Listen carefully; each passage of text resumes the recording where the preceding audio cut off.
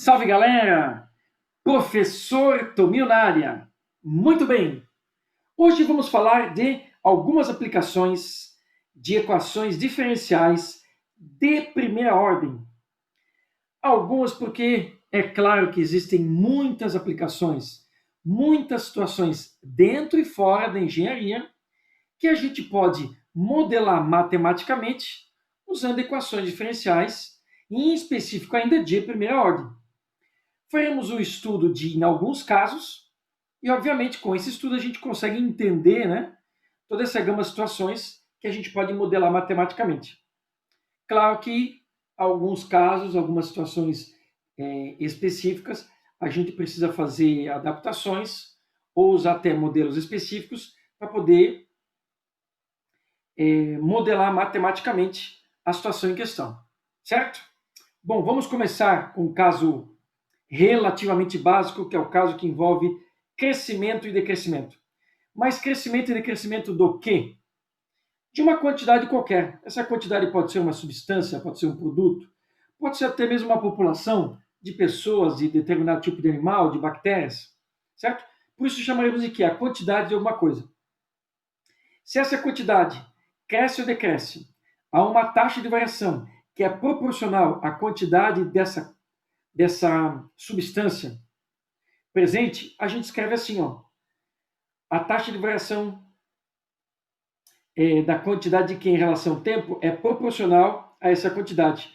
Quando a gente diz que as grandezas aqui são proporcionais, significa que a gente pode escrever uma igualdade, e nessa igualdade existe uma constante de proporcionalidade, que quando multiplicada um termo resulta no outro. Ela podia até estar do outro lado, ok? Então a gente vai se habituar com essa situação aqui. Então esse aqui é um modelinho matemático, usando uma equaçãozinha diferencial, e já já a gente vai aplicar ele em alguns casos para ver como é que funciona, para consolidar esse conceito.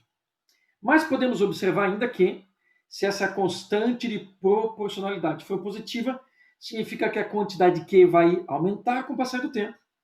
E se ela for negativa, a quantidade de Q vai diminuir ou então decair com o passar do tempo. Obviamente, ela não pode ser zero, senão a proporção vai deixar de existir. Ok? Nós temos um caso aqui que pode ser considerado até uma ampliação desse que a gente acabou de ver, que é o crescimento com restrição. Vamos imaginar o seguinte, que agora aqui ó, nós poderíamos, ou melhor, aqui antes a gente poderia considerar uma população e esse crescimento não tem fim. A gente poderia calcular esse crescimento até o momento oportuno. Nesse caso aqui, a gente vai limitar. Vamos imaginar o seguinte, uma população de pessoas de uma determinada região e que a gente tem, né, um vírus se propagando nessa população. Então, a gente vai ter uma quantidade de limite de indivíduos, se a gente considerar uma região, seja lá um bairro, uma cidade, um estado ou algo do tipo, certo? Então, a gente vai ter um limite. E esse vírus vai se propagar dentro dessa população e ele atingiria sua totalidade quando chegasse a infectar todas as pessoas. Então, aqui nós teremos o modelamento da seguinte forma. A taxa de variação das pessoas infectadas, P, em relação ao tempo, ela é proporcional ao número de pessoas infectadas, e isso que está aqui ó, é o número de pessoas não infectadas, porque aqui é o total da população, tirando as infectadas. E, claro, também a constante de proporcionalidade, certo? Esse modelo aqui é muito conhecido como modelo de crescimento logístico. E isso aqui é uma equação logística. E a representação da função oriunda desse modelo, que vai calcular o número de pessoas que estarão infectadas com o passar do tempo, ela vai ter esse formato aqui, que é o formato da curva logística, que ele tem um crescimento exponencial no começo e depois tende a estabilizar de forma logarítmica. Claro que, como aqui é o limite, que representa o grupo total de pessoas dessa região, vai ser onde. Opa, voltamos aqui. Essa curva tem como limite o número total de pessoas da região estudada, certo? E aqui, obviamente, a população inicial, o grupo de pessoas que estava inicialmente infectado. Esse modelo aqui não se restringe a esse crescimento que eu acabei de mencionar de contaminação por vírus. Ele tem muitas outras aplicações. A gente tem aplicações em diversos fenômenos que se enquadram. Existem processos químicos que são assim. Começam reagindo muito rapidamente e depois estabilizam, porque existe um limite de reagente nesse processo químico. Imagine também o processo de corrosão, né? Aqui o limite seria a área em que essa corrosão vai atingir. Uma peça, por exemplo, ela tem um limite, né? Isso aqui também pode ser a propagação de uma notícia em uma determinada região. Existe um número limite de pessoas que vai ficar sabendo dessa notícia, que também é delimitado pela região em si. Grupo de pessoas que tenha participado de uma pesquisa ou até mesmo que vão participar de um evento ou coisa do tipo. Então, esse fenômeno aqui é relativamente abrangente, que é conhecido como crescimento logístico. E essa é a curva relativa à função logística, que a gente poderia dizer que é a junção de uma curva exponencial com uma curva logarítmica. Aqui nós temos uma síntese. É claro, pessoal, que essa situação aqui ainda pode ser aplicada em muitas outras. E às vezes a gente precisa fazer algumas adaptações para que o modelo tenha um desempenho melhor com relação à situação que se pretende estudar. Por exemplo, aqui nós temos um modelo logístico com um termo extra. Esse termo extra aqui é quando a gente tem um acréscimo da quantidade de P. Por exemplo, se a gente está estudando uma população de peixes que estão no tanque ou uma determinada região, um lago, eu posso ter aqui um acréscimo, né, de peixes que estão sendo colocados nesse tanque, ou inclusive um decréscimo de peixes que estão sendo pescados, alguma coisa do tipo. Tá? Então, a função logística ainda tem várias adaptações para poder melhor atender às situações específicas. Ok, então nessa nossa primeira parte temos a modelagem matemática de crescimento e decrescimento. Vamos fazer o seguinte, vamos resolver um exemplo associado a isso. Nosso primeiro exemplo aqui do nosso material, ok? Vamos lá. Esse primeiro exemplo diz o seguinte, sabe-se que uma cultura de bactérias cresce a uma taxa proporcional à quantidade presente. Opa, o modelo que acabamos de ver. Após uma hora, observa-se 1000 núcleos de bactérias na cultura e, após 3 horas, 4000 núcleos. Então, determine uma expressão para o número de núcleos presentes na cultura, no tempo arbitrário t. Depois nós temos duas perguntas associadas ao tempo. Vamos à letra A e vamos separar primeiro as informações. Já sabemos qual é o modelo vai ser esse aqui. Vamos chamar a cultura de bactérias, ou núcleo de bactérias, de quê? Pela quantidade. Mas você podia adaptar, chamar de N de núcleos, ou até B de bactérias. Vamos usar a mesma letra que está no modelo inicial, tá? Mas nada impede que você use qualquer outra letra. Ok? Muito bem. Então vamos lá. Vou deixar identificado aqui que é o nosso exemplo 1. Então vejam só. Temos a derivada de Q em relação ao tempo, e ela é igual a uma constante de proporcionalidade multiplicada pela quantidade em questão. Então, antes de a gente assumir as perguntas, vamos determinar a função, a expressão que relaciona tempo e núcleos de bactéria, certo? Então, vamos tirar aqui a nossa folhinha. Então, vamos lá. Essa equação, visivelmente, é uma equação de variáveis separáveis. Então, vamos nessa. Ó, aqui temos dq, o dt passa para lá multiplicando, temos k, q, dt. Então, deixaremos q de um lado e t do outro, então o q obrigatoriamente tem que vir para cá. Eu poderia trazer o k juntamente, mas vou trazer só o q. Então, temos dq dividido por q, que é igual a k dt. Aí está. Variável q para um lado, t para o outro, podemos aplicar a integração dos dois lados. Integramos esse lado, integramos esse outro. Essa é uma integral imediata, que é logaritmo natural do módulo de Q igual. E aqui também o Q é uma constante multiplicando, vem para fora, vem para frente. Integral de dt, t. Mas devemos lembrar que a gente tem uma constante de integração que é importante nesse caso. Queremos saber a função Q, certo? Função Q. Então, vamos lá, podemos aplicar aqui a definição de logaritmação diretamente, que diz o seguinte: a base que está aqui, que é do logaritmo natural, que é e elevado a todo mundo que está lá, kt mais a constante 1, vai ser igual ao logaritmando. Eu já vou deixar o Q sem o módulo, porque a gente sabe que pelas condições dadas, a retirada do módulo não vai ter problema, em virtude da constante aqui que vai poder sumir o sinal positivo e negativo. Tá? Então vamos deixar direto assim, ok? É garantido que está ok. Vamos isolar, vou botar o Q do outro lado, então ficaremos assim, ó, Q é igual a E elevado a kt. Já vou aproveitar e desmembrar isso aqui, ó. Certo? Peguei a propriedade de potência, potência de mesmo base multiplicando, a gente soma os expoentes, fica como está lá. Por que fazemos isso? Porque aqui, ó, eu tenho um número E, número de Euler, elevado a uma constante, ele vai resultar em outro número. Então eu posso simplesmente transformar numa outra constante. De C1 eu vou chamar para C. E a nossa função está quase pronta. Para que ela estivesse pronta, eu preciso descobrir o valor de C. Certo? Para isso, o problema nos deu algumas informações. Certo? Então vamos lá. Temos que determinar também o valor da constante de proporcionalidade, né? Então nós temos algumas informações do problema, vejam só. Que após 1 hora, a gente tem 1000 núcleos de bactérias. E após 3 horas, 4000. Então vamos escrever essa informação aqui. Já vamos direto para as letras do problema.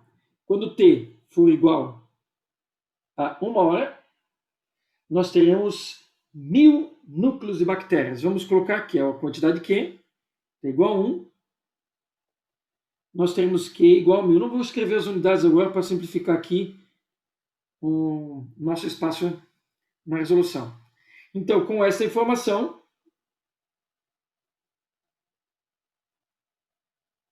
substituindo na expressão acima, nós temos o quê? No lugar de Q, 1000 igual a E elevado a K, no lugar de T, 1 vezes C. Certo?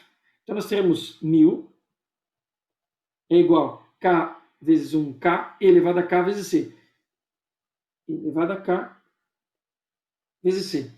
Aqui estão as duas variáveis procuradas, mas nós temos mais uma informação ainda. A outra informação diz que, num tempo t igual a 3, nós temos uma quantidade de 4000 núcleos dessa bactéria. Certo? Faremos o processo novamente, substituindo a equação que está lá. Então, no lugar de Q, nós colocaremos 4000 igual E elevado a K, no lugar do T, 3 vezes C. Novamente, nós temos uma outra expressão. Vou fazer uma folha aqui. 4000 igual a K vezes 3. 3K vezes C. Duas equações, duas variáveis, isolam uma, substituem na outra. Certo? Então, vamos subir aqui com essa informação. Ó. Vamos lá para cima. Na folha, certo? Vamos lá para cima. Vamos lá para cima. E vamos isolar o valor de C nessa expressão. O elevado a K vai passar dividindo. Então, nós teremos C é igual a 1000 dividido por E elevado a K. E nós substituiremos essa expressão na outra. 4000 é igual a E elevado a 3K vezes C. Então, vamos escrever 4000 é igual a E elevado a 3K vezes o C. E o C aqui está. 1000 dividido por E elevado a K. Vou fazer um destaquezinho aqui, ó. Aqui está o C. Você poderia ter isolado E elevado a K também, né? Porque também seria possível substituir aqui. Mas aqui está ok. O 1000 está multiplicando, vai passar para cá dividindo. Então vai ficar 4.000 dividido por 1000. E aqui nós teremos potência de mesma base dividindo. Mantém a base, subtrai os expoentes. 3K menos K, 2K. Aqui a gente vai simplificar. 4 dividido por 1. 4 nós teremos 4 igual a E elevado a 2K. Queremos saber o valor de K para substituir na função.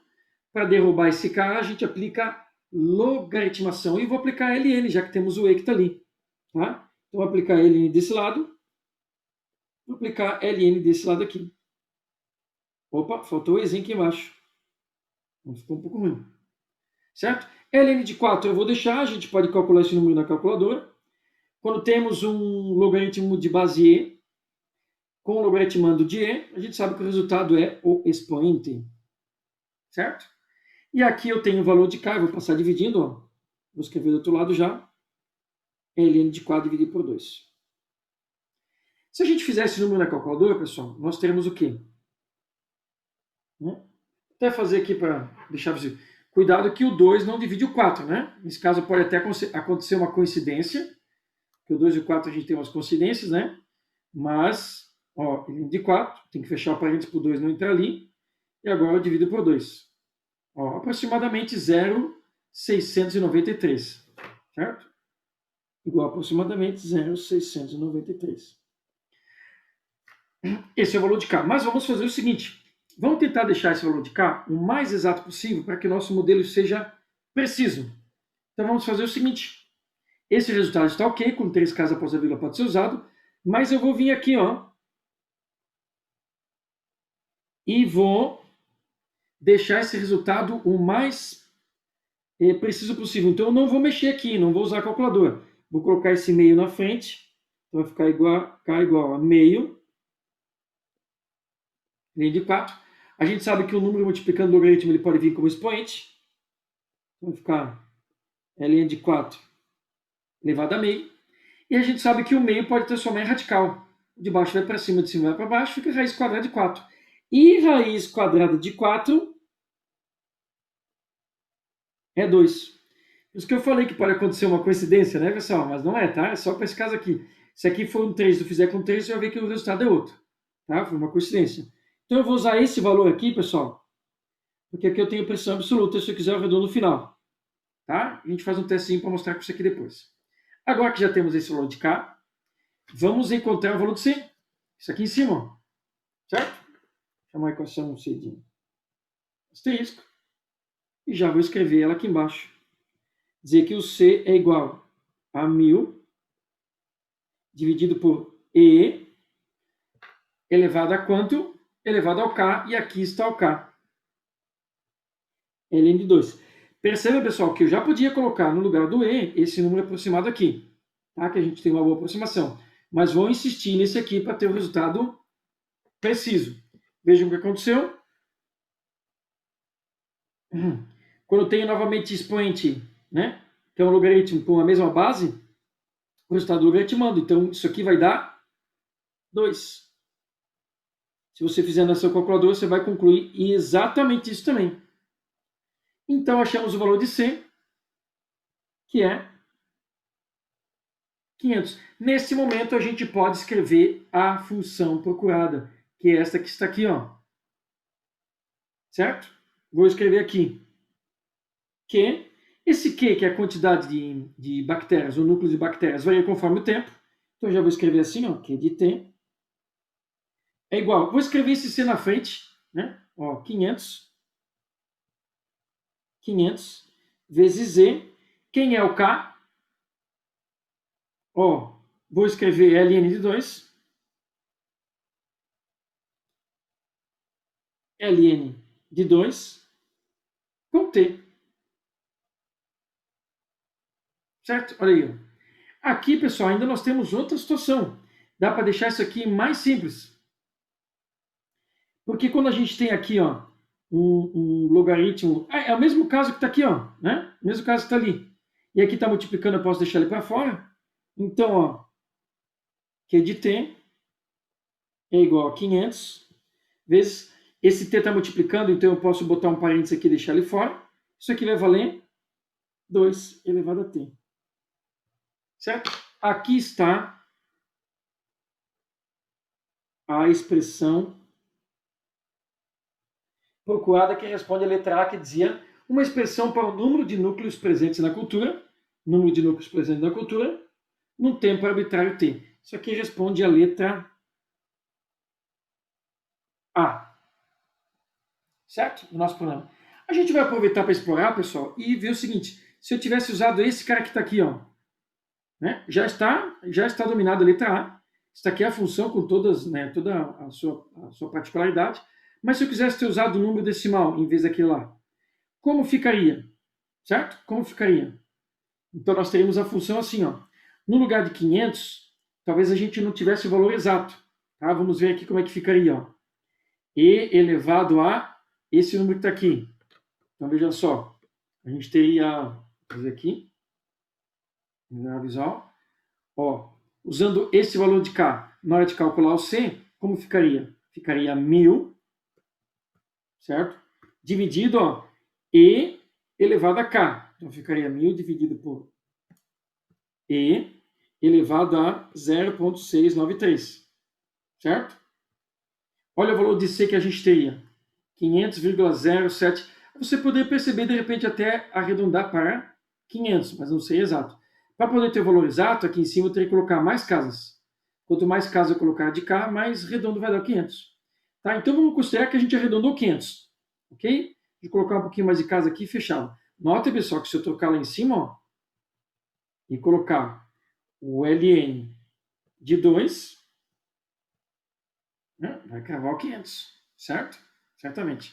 Então vamos considerar assim, tá? O 500. Eu poderia escrever essa expressão também, tá? De forma aproximada, que de t é igual a 500 vezes o e, e aqui no lugar do ln de 2 estaria o valor do k, 0,693 t. A gente já viu, né, em estudos anteriores, que uma função exponencial ela pode ser escrita na base, a gente costuma chamar de base A, né, que era positiva e diferente de 1, ou na base E. O importante é que esses dois números são equivalentes. Se você fizer E elevado a isso aqui, vai dar aproximadamente 2. Certo? Aproximadamente 2.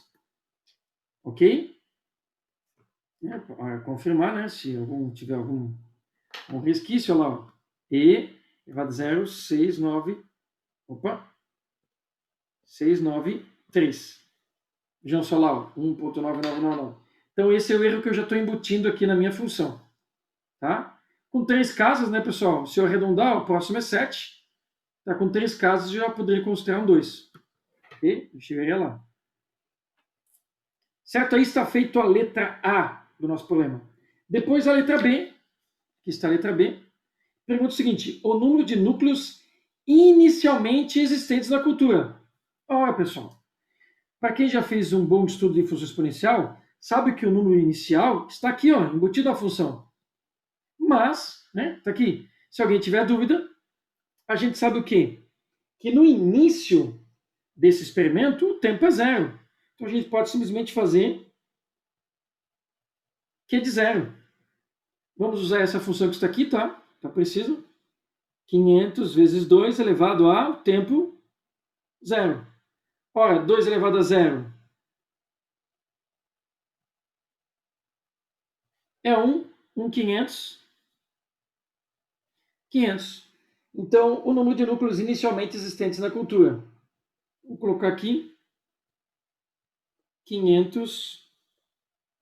Vamos usar a mesma unidade do problema. 500 núcleos presentes na parte inicial. Mas, como havia dito, essa resposta podia ser direta porque a gente já enxerga esse termo lá. Tá? Letra A está aí, letra B está aqui.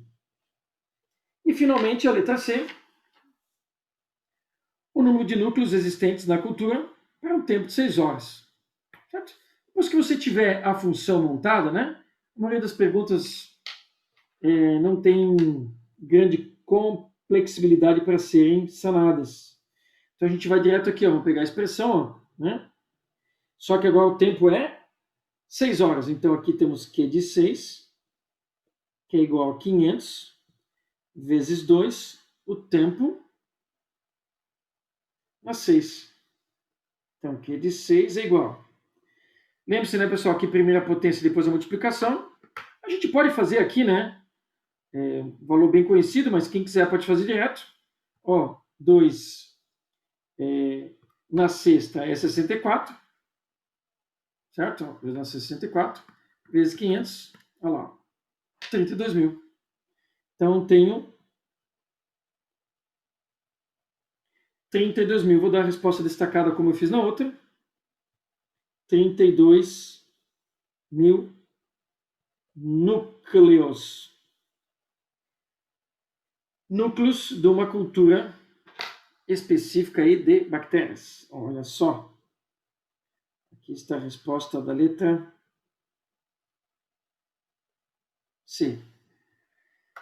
Beleza? Lembrando, né, pessoal, que se eu usar o meu modelo aproximado, vamos só ver qual seria a diferença, ó.